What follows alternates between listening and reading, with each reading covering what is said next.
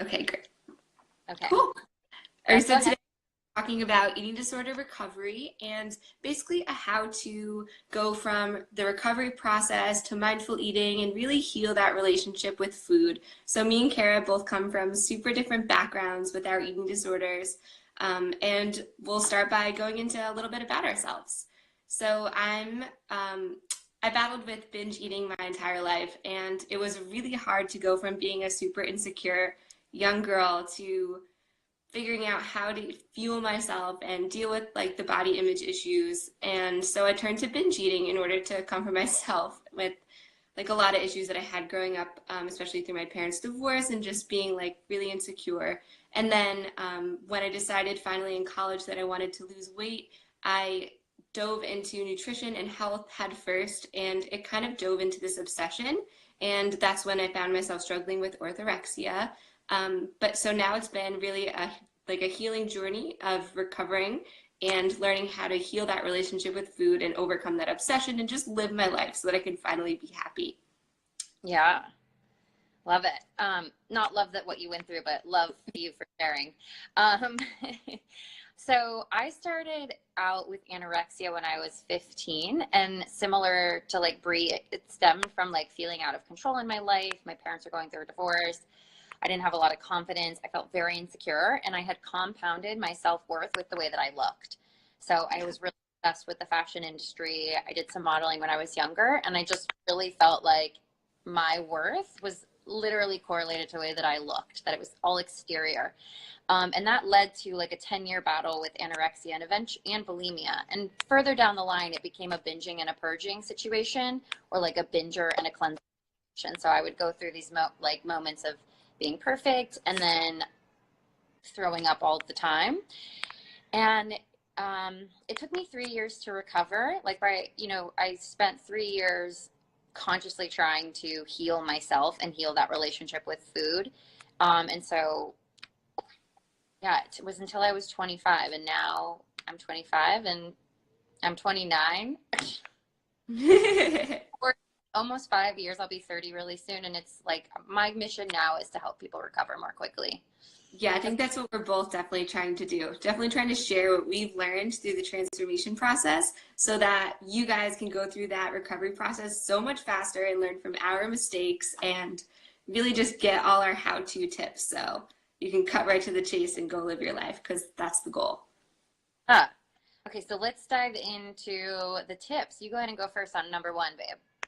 Okay, yeah. So it's really about starting off with this awareness of what behaviors are you trying to change? Like, what are your triggers? Is it related to stress? Is it related to like relationship stress? Is it related to like you're overworked and you're not having enough fun in your life? Your social life is suffering. Like, there are so many things that can cause you to spiral into an eating disorder in order to cope with that stress. So it's really figuring out, okay, what's the root cause?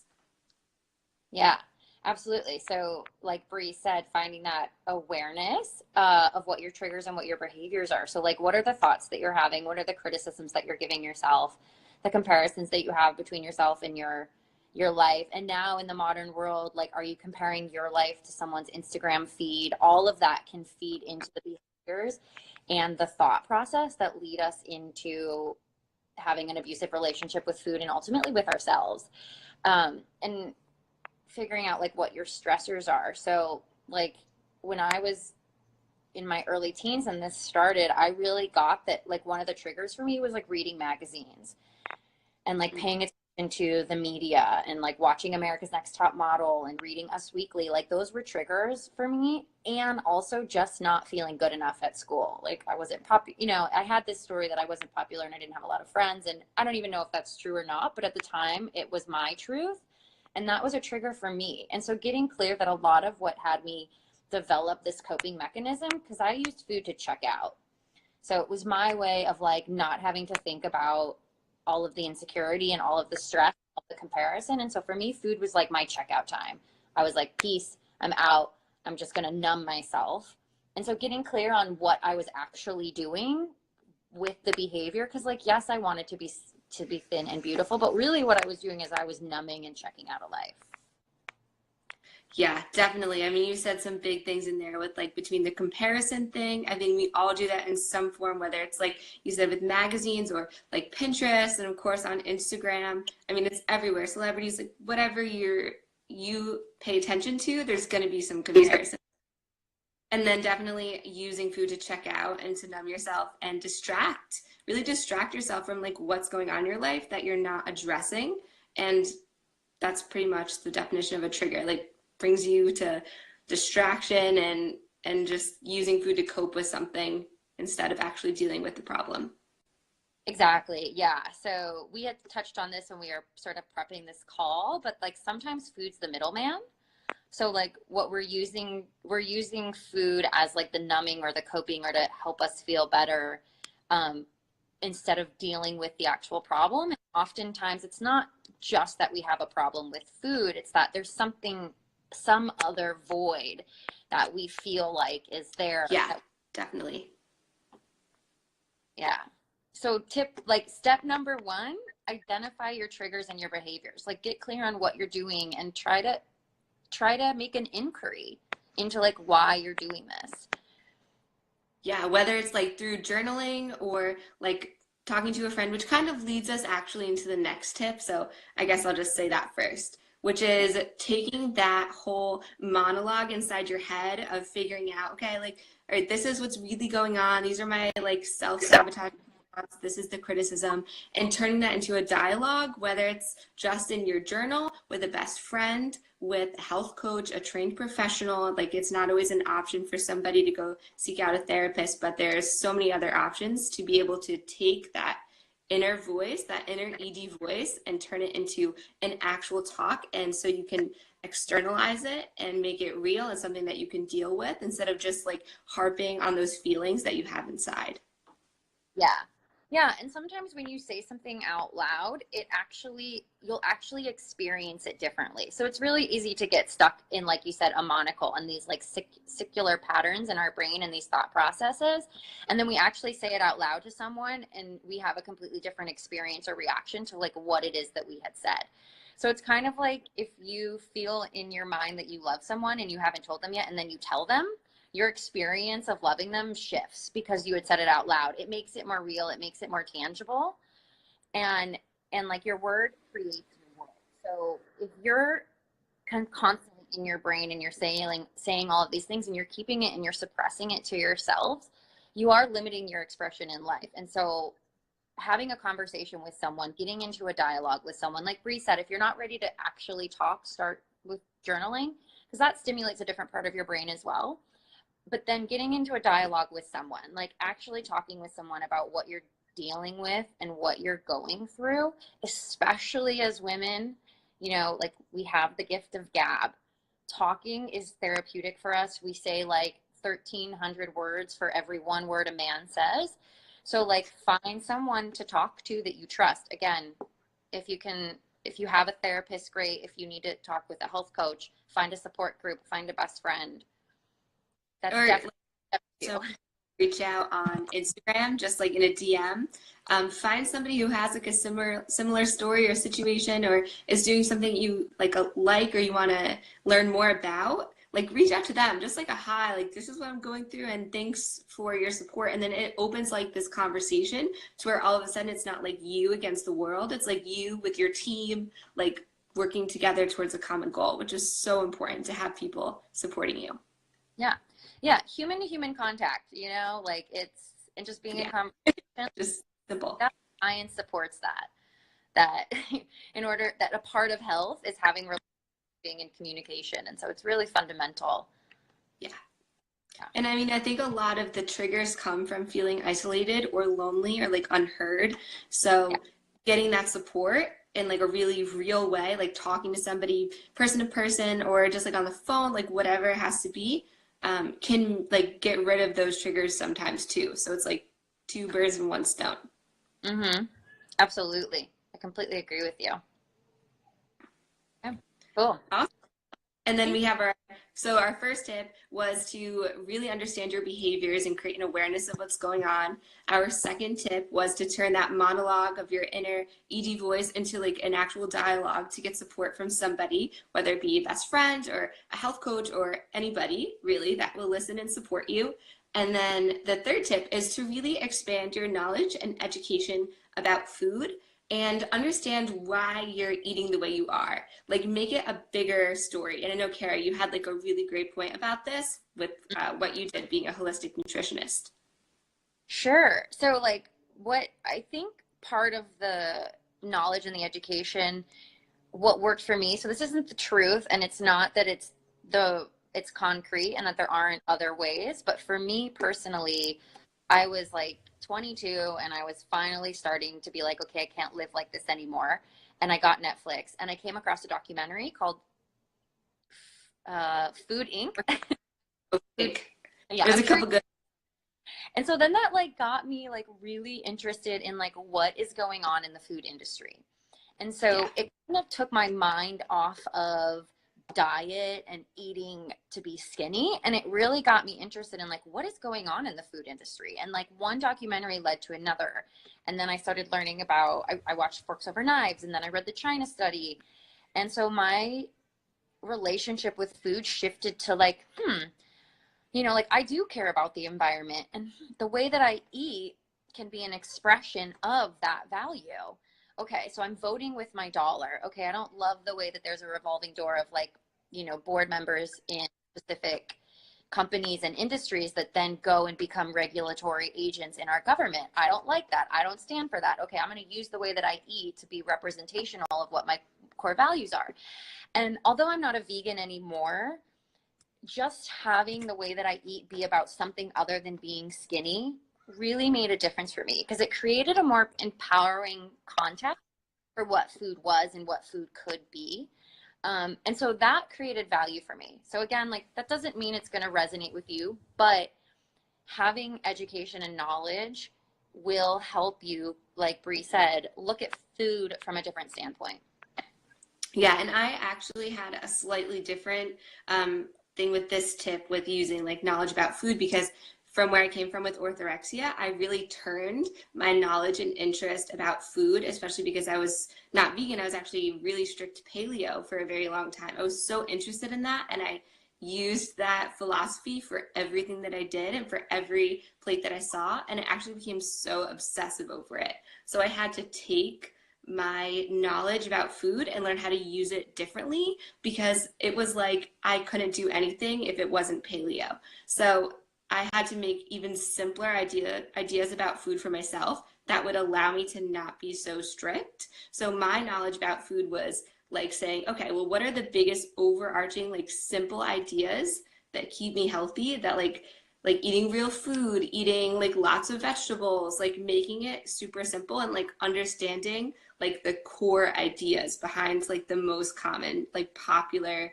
healthy Mm. diet, like paleo, vegan, like vegetarian. Like there's so many overarching principles, and really using that knowledge of like the main ideas to adapt like what I needed to what I needed in my own life. Yeah. Yeah, absolutely. And then just like on another note, sort of in the same realm, was like looking at food for its nutritional benefits was also really helpful for me. So like in discovering um, more about food, I got present to all the different nutritional values and like how different foods are really good for skin, different foods are really good for hair, and this food is really great for fighting off free radicals, and it's full of antioxidants, and it's going to slow oxidative stress, and it's going to then decrease the inflammation in my body. And like thinking of food is like, wow, this is really nourishing me, this is going to make me beautiful, because I cared about being beautiful at the time. Like it allows me to not eat, or not like to eat or to not eat to be thin, but rather like to be really healthy. Like these foods are life force giving, and they're going to nourish my body and not just like make me skin or make me skinny or make me fat. Like I stopped looking at food like good food, bad food, and I'm like, that is a whole plant-based food. That food is going to have fiber that's going to feed my gut bacteria, then is going to increase the strength of my immune system. And so I really just shifted my focus of what food was. and food all of a sudden became a source of nourishment and not the enemy.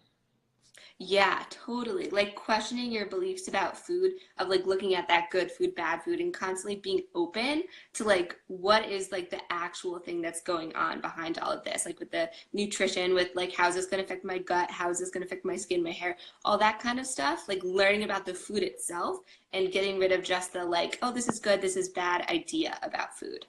Yeah, Mm. really learn about it.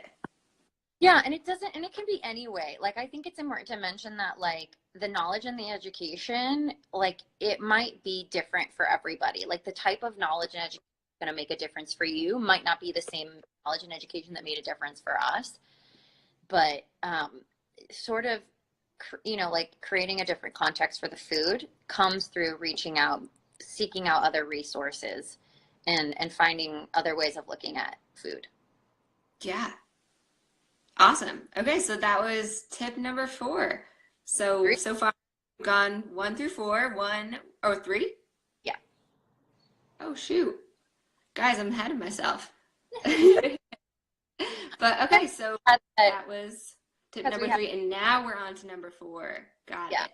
Okay. So now our tip is to create a life beyond food. Once you've learned about the food, which we were just talking about, and really expanding your knowledge and figuring out how to make it not about good food, bad food in your body, but just like what can this food do that's good, that's going to nourish me. We're going to work on getting past that because the ultimate goal is to shift the focus from the food itself to your entire life. It's this holistic approach of figuring out what is going to make me happy and healthy and thrive in my life. Mm-hmm. Yes. So creating a life outside of food, right? So like Bree said, shifting the focus from food and on to something else, and creating another source of purpose for your life, a more empowering reason for you to want to get past this. And it's different for everybody. But for me personally, like I started a blog, and that was really helpful, because it was an outlet for my thoughts and my emotions and what I was going through. I started the food Instagram, so I started meeting all of these people on like Instagram and talking to other people, and I got to read other people's stories, and I practiced a lot of yoga at the time. I'm not as much of a practitioner now, but during those 3 years that I was in recovery, I went to yoga all like 4 days a week. I went to hot, like a self-love, self-care practice that like really calmed me down. It helped alleviate the stress. It made me focus on like the meditation and the breathing and like honoring my body. Um, yeah. Yeah, so it was really about like for me that whole idea splits into like 2 big sections. Like you said with the self-care, and then so it becomes about like really what are the things you need to do to take care of yourself, like getting good sleep, moving your body, like having a support system, and then it also comes down to like personal growth. Like what are you doing to be this like better, more amazing person that you want to be? Incorporating that kind of stuff into your day, like reading books, like listening to podcasts, audiobooks, like putting yourself out into like a new community, learning a different skill. Like there are so many things that you can use to expand your horizons. And I think like the whole thing is like to keep learning and keep being a student so that you really can empower yourself with all of these different tools and all this different knowledge so that you're not stuck in the same place. Because I feel like an eating disorder makes you feel like you're stuck. And it's not about like being stuck. It's about growing and figuring out like what is it that I need to do to like get to this place of happiness and health. So I'm not just focusing on food. Mm-hmm. Yeah, and I think creating a really powerful reason why, like why healing is so important to you, and like why is it that if you're able to resolve your relationship with food, who are you able to be in the world? Like get present to like what will be available to you if you get this under control. Like who in your life do you want to show up for more powerfully? Who are the people that you want to make a difference for? Like how will this affect your work and your productivity? Like will you like if you're able to like squash this uh relationship with food, how can you show up? Like what's available to you um if this wasn't such an issue, because you dedicate so much time and energy and emotion to your eating disorder. So like if that was cleared up for you, like if that space was all of a sudden clear, like what could you create in your life? And like Yeah. to really figure out what it is that your life's about and what is your purpose and what's the difference you want to make. And I think staying sort of inspired by what it is that your life really is about will only ignite the healing process and help keep you motivated or inspired on those days when you're feeling a little down or the going gets tough, because it's a process. It's not like this just happens in a day. But like if you have that powerful life outside of food to work for or to live for, I find that it becomes an easier process knowing that there's like that light at the end of the tunnel. Yeah, it's really about making that light happen and making it sustainable, because so many times we take on like these huge tasks, like thinking that it's going to be like this end all be all, like I'm just going to do that and that's going to be it. But really, it's about doing like the little things along the way, like the little personal growth things, the little self-care things, the things that make every single day worth it in the end, so that you can keep recovering and keep going through this process. Because like it is a process, like you just said, it takes some time. It's not like we transformed to this place right now after overcoming our own eating disorders. It was like we had to learn and be patient with ourselves and be kind to ourselves along the way. Yeah, that's a really good point. I think that all of this isn't possible without self-love and kindness and compassion. Like you have to love yourself enough to want to fix this. Yeah.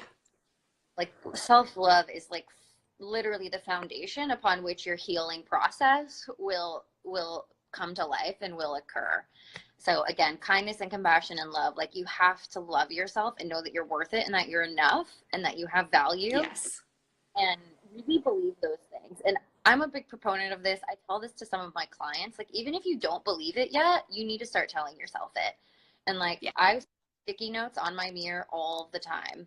I still do it now. Like if there's something that I need to keep saying to myself, or there's something that I want to create. So like right, if you're in the middle of an eating disorder, it might be like I love my body, or like my body is an amazing tool for me to show up for my son or my daughter or whatever, or like I am beautiful and I am worth it. Like whatever that is, like put that on your mirror, or like set a reminder to go off on your phone every day.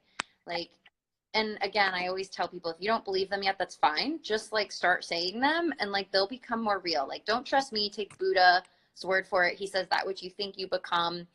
Like Yeah. your word creates your world. Like just start doing it. Yeah, if you don't think you can, you just won't. So you have to start thinking that you can if you want to actually make a change. Like it all starts with that thought process and that inner dialogue and just like making it real, but you have to like beat those eating disorder dialogues in your head with the things that you know you want to do, or the things that you want to be able to do in the future. So Mm-hmm. really, even if you don't believe that you're good enough the way you are right now, which we all still struggle with sometimes, which is why you still put sticky notes on your mirror. Like we all have to constantly remind ourselves of this, because it doesn't like just all of a sudden, oh, I did it, I'm done. Like you have to remind yourself all the time and constantly kind of like pump yourself up that you can do it and that you Yeah. can face the world and really like keep making positive changes for yourself. Yeah. It's a practice. It is a practice. It's practice. It's something that you do all the time. And like if saying something that you don't believe is too hard at first, start with something that you do believe. So if you're like, I'm honest and I'm genuine, or like I'm kind and I'm funny, like if it's too hard to like start to verbalize stuff that you don't 100% feel like it's true, start with the stuff that you do believe, because it's going to exponentially make it easier as you go if you start with the easy stuff. Yeah. Yeah. And I think that kind of like all ties in with our one of our last tips, which was to let go of like the expectations that we set for ourselves around like our own recovery journeys, because it's so easy to like overestimate how much you're going to do in like one day, but then we underestimate like how much it compounds over like a longer period of time. So like don't forget that like it matters what you do today, and then you can just keep going and running with it, because if you keep doing it, like it's just so powerful with how much you can actually accomplish and keep going on that journey. Mm-hmm. Mm-hmm. Yeah, I think the idea of also just letting letting go of the idea of perfection and letting go of it having to look a certain way, because it's going to unfold how it unfolds. So to really enjoy the process and know that there is absolutely, you know, there's beauty in the process of your healing and the stuff that you're going to learn along the way, and to just go at your own pace. Like, I don't know exactly how long, Bree, your recovery period was, but for me, it was 3 years. And that's just how long it took. And like, you know, there's no right or wrong to however long it takes you to heal. Yeah, no. And it's all about like that mindset and how much you put in your favor. And so really just choosing every day to basically choose yourself and to keep being really clear with what it is that you want, or at least like moving towards figuring that out so you can be happy and be healthy at the same time and live your life and not be afraid of being perfect. It's like you don't have to be perfect, you just have to be you. And once we feel like we can actually be ourselves and like release those expectations is when we actually thrive and flourish and make a bigger difference than we even realize that we can. Yeah. Yeah. Again, like, you know, it's going to be a fluid, it's not stagnant, and it's not going to fit into a box. Like, the recovery process is going to be really fluid and is going to take, who knows what type of form that it's going to take. But again, like, that's what sets you up to thrive and make a difference in the world. And, you know, and celebrate the little victories. Like, if you go like 1 or 2 days and you eat normal and you binge, celebrate that. It's okay if you relapse and go back into it. Like, celebrate I how far so you've been. many so many times I made mistakes. I was like, oh, I'm healed. And then I was like, nope, you still have a little more growing to do before it actually stuck. Yeah. Yeah. I don't remember exactly. I'd have to think about it, but I'm pretty sure that like in my 3rd year, like in my last year, I think I went like 7 months and was fine. And then like randomly one day had like a massive binge day and threw up. And I was like, that was really weird. Like, that hasn't happened in a long time. Okay, got it. I thought I was over this. I wasn't. All right. I'm just going to pick up where I left off, dust myself off. It doesn't make me a bad person. It doesn't mean I'm a failure. Like, it was a bump in the road, Yeah. and it happens. And then like, you got to move on, right? Like, you get pushed down 7 times, you stand up 8. That's just how it goes. And so I think it's important to just keep in mind that like, it's a process, and like, it's okay if there's a bit of a setback, right? Just keep moving, keep being in action. Yeah, absolutely. Absolutely. That flow and that, like, it's okay because, like, the entire journey is part of my life. And, like, you have to just, like, keep living your life. So that's, like, the big thing. Like, you just keep living and growing and choosing you and choosing happiness. Totally. Yay. Um, let's see. I know we Uh, want to for talk a little Thanksgiving. bit about, yeah, Thanksgiving. Yeah, because holidays were just the scariest thing. Like, Yeah. I knew I didn't matter what holiday it was. I just knew that it was going to be like a shit show for me. Sorry to swear. Like, I knew it Yeah. was in the bathroom throwing up. That's just that. I just knew how the day was going to go. You know? So, Yeah. No, I was, since my biggest problem was with binging at first, like I was so afraid because I would, and with orthorexia, I would just not allow myself to eat any desserts. And then, like, as soon as I would see the dessert table and allow myself like one dessert, it was like game over. I would just like binge on like anything that I could kind of like sneak and get my hands on. Like, don't let anybody see me because I'm not supposed to eat this stuff, raise the healthy one. And then yeah, I'd feel so guilty and it would be my stomach would hurt because I just ate way too much. Because I was binging literally on so much food that I would never have eaten before. So it was like my body was in shock. yeah. Yeah, I think you really touched on a good note, how like you would eat one dessert and then it would throw you off the hinges and you would just totally binge. So this is something that I had briefly mentioned on another live that I had did with my friend Randolyn, and that was that we don't let eating a cookie or eating one dessert be a complete experience. So we don't have a cookie or a piece of pie and we're like, that was great. I had a cookie. I had a piece of pie. Awesome.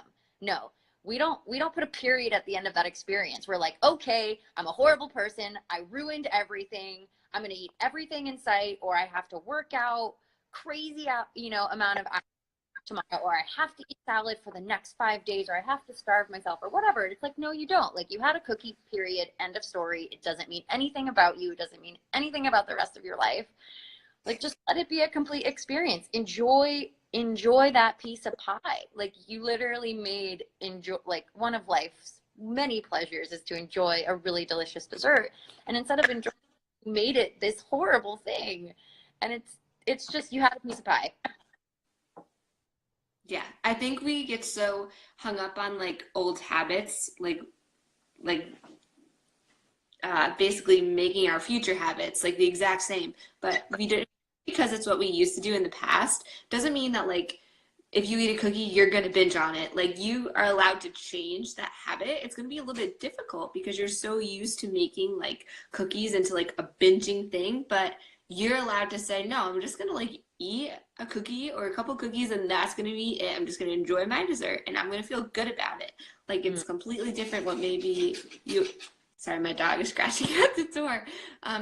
Maybe you want, go ahead, Kara, let's get him. Okay, go ahead. Yeah. Yeah. So like, I completely understand. And I have absolutely been in the spot where one bite of the mashed potatoes or having one piece of pie would all of a sudden like, that would be like the gateway. I'd be like, all right, the floodgates open. I had like one piece of pie. And then it was just, that was it. Like I threw in the towel. I couldn't manage it anymore. So we want to give you some tips and like set you up for success. Very cute dog, by the way. Thank you. Yeah. So we want to give you some tips. So like the first tip again was to allow your meal or allow the dessert to be a complete experience. So like that was tip number one, is just allow it to be a complete experience. Eat it, enjoy it, and be done with it. Don't let it alter the future.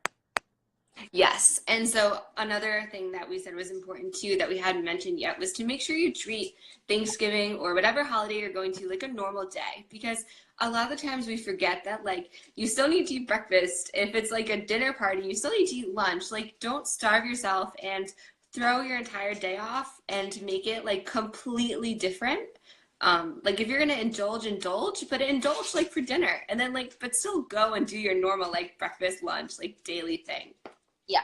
Yeah. Like we don't have to dive too deep into the biology and the blood sugar roller coaster that you set yourself up for if you don't eat breakfast and lunch. That's like a different topic for a different day. But, you want to make sure that you eat a good breakfast and that you eat a good lunch so that you're not ravenous and you're not starving and that you're not setting yourself up for that binging behavior because it day. And just like not only from a biological standpoint, but from a mental standpoint, when you restrict yourself, we always want what we can't have. And when you restrict something, you also have a heightened awareness for it. So when you say, oh, all of a sudden I can't have that, it's all you think about. So it's important that you eat like you said, like any other day. Yeah, totally.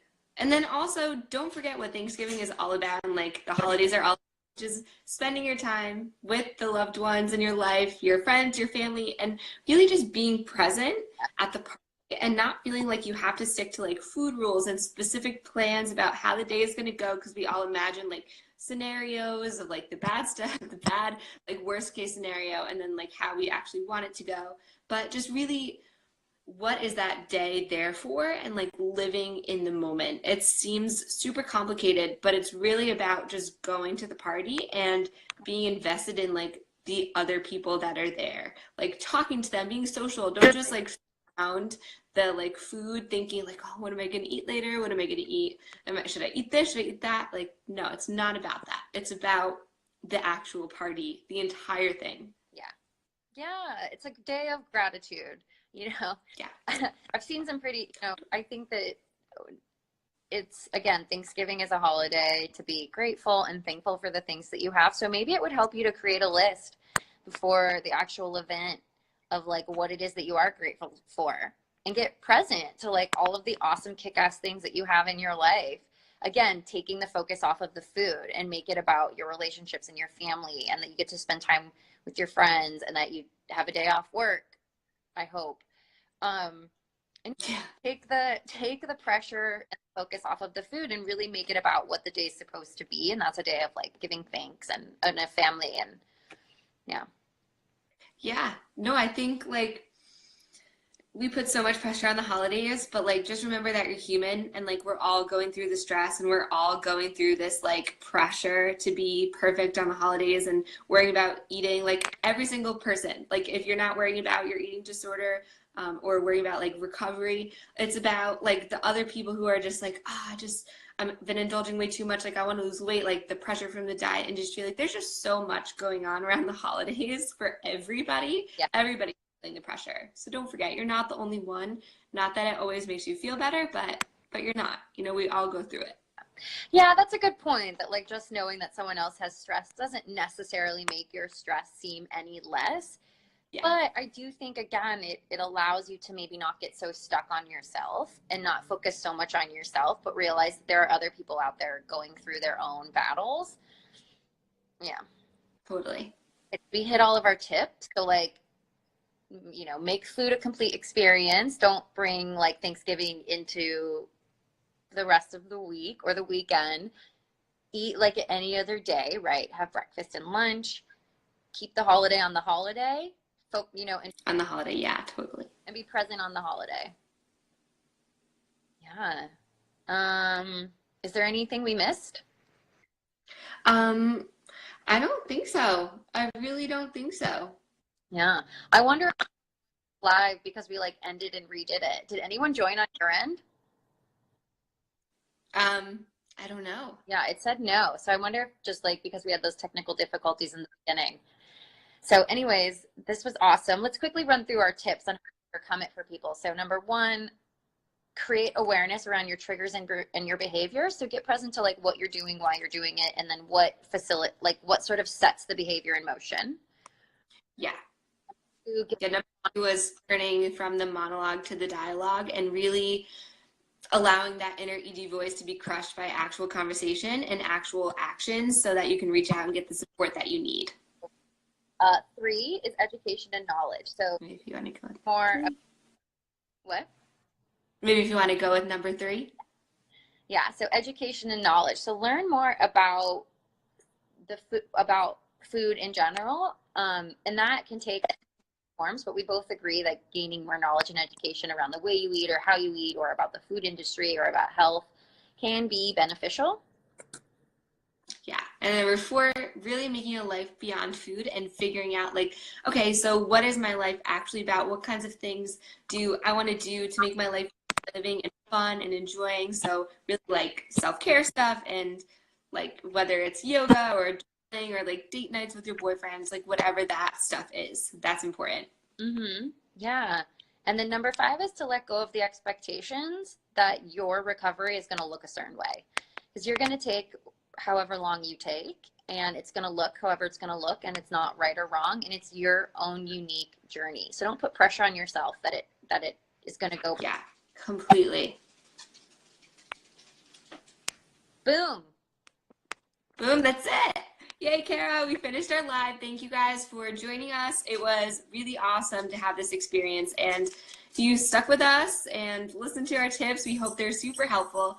Me and Kara are always here to answer questions. Send us a DM. We're both health coaches too, so if you want to work with any of us, of course, we're always available. And we both have websites which are linked in our bios. So the easiest way to get in contact with us is through there. Sorry, my dog is being a maniac. But yeah. Yay, Bree, this was awesome. Thank you for facilitating, and joining me. Yeah, happy Thanksgiving. Yes, happy Thanksgiving, and I see you, Alina, I think your name is. You're so sweet. Thank you so much. Okay.